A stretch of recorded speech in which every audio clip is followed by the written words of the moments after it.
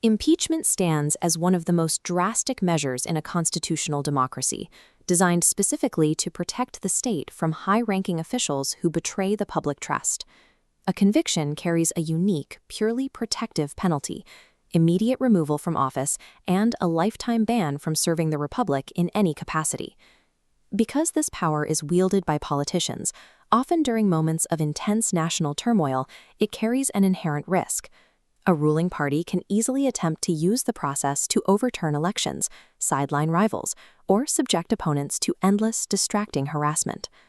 To neutralize that threat, the Philippine Constitution binds the impeachment process to a rigid, ticking clock. It outlines exact procedural deadlines designed to force restraint, deliberation, and fairness. But a system built on rules requires leaders willing to follow them. If the politicians managing this constitutional timeline deliberately freeze the clock to suit their own partisan agendas, the entire framework is compromised. An impeachment proceeding puts a constitutional democracy under maximum pressure. It tests whether the rule of law can hold its ground against the sheer force of political majorities.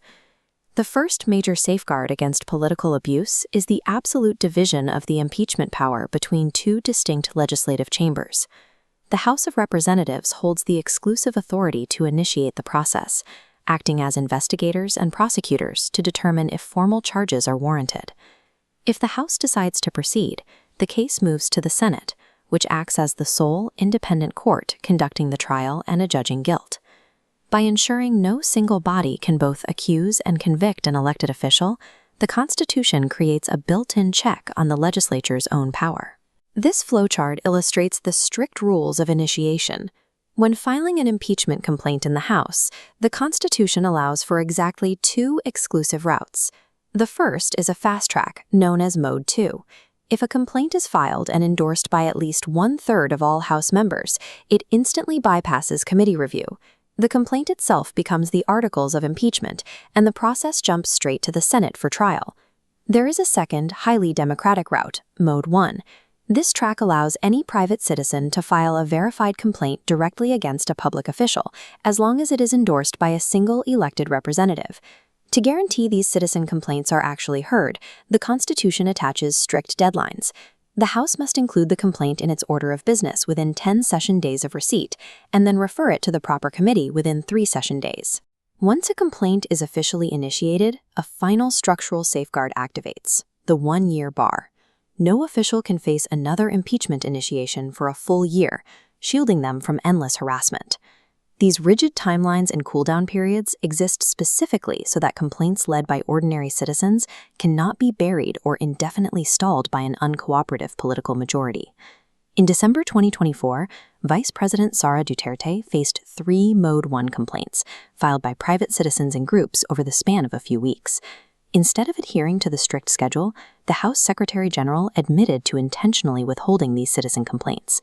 Lawmakers had explicitly requested the delay to avoid triggering the 1-year bar, hoping to keep their options open. Then, on February 5th, a massive Mode 2 complaint, backed by over 1/3 of the House, was filed. On that exact same day, it was immediately prioritized and fast-tracked to the Senate. As for the original 3 citizen complaints, they were finally placed on the agenda, only to be immediately archived. The House effectively cast them aside without any meaningful debate or committee referral in favor of their own preferred political complaint. While the House technically calendared the complaints within the 10-day window, the intentional delay subverted the entire purpose of the citizen track. The House treated a constitutional mandate as a meaningless procedural hurdle to clear the way for their own strategy. The case eventually reached the Supreme Court. The House argued its exclusive rulemaking power allowed them to add interim steps, like letting a Secretary General hold a complaint before the clock started. The court rejected that logic. To allow a ministerial officer to freeze a constitutional deadline would be to nullify the Constitution itself. By failing to afford the citizen complaints any real opportunity for consideration, the House was found to have committed a grave abuse of discretion. To prevent this, Justice Rosario refined the timeline. When the House deliberately stalls a valid citizen complaint, it is legally initiated the exact moment it ceases to be viable, instantly generating a 1-year cooldown shield. This ensures the 1-year bar remains a real safeguard, preventing political majorities from simply floating citizen complaints in limbo until they file their own.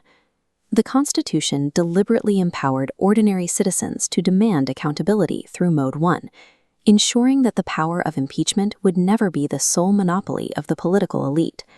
The strict timelines, dual modes, and cooldown periods function as vital guardrails for the Republic.